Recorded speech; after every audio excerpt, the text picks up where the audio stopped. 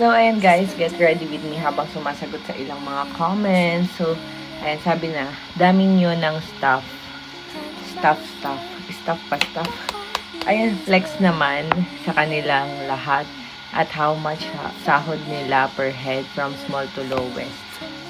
Ayan, so ang lowest, syempre minimum. Kasi bawal ang hindi minimum. Ayan. 8 hours ang trabaho.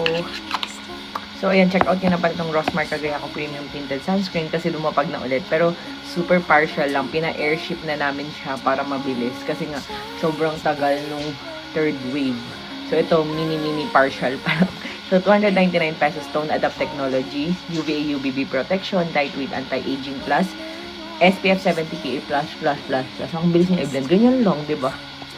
So, ayan. Pwede na rin itong primer pang makeup. So, ang highest na sahod ng staff ko is feeling ko yung cook na, hindi, yung sa marketing, yung editor doon. Ay, yung cameraman. Nandito na ako. Ayan, so, si Kuya JC, feeling ko siya yung highest. Hindi ko kasi kabisado talaga din. Parang 1,000 siya per day. Tapos, libre food, libre tira, libre lahat. And next ata dun is yung cook namin. Parang 800 ata siya. And mga bodyguards, parang hindi ko alam kung magkano. Basta parang ang alam ko, basta ang mga staff namin, minimum lahat.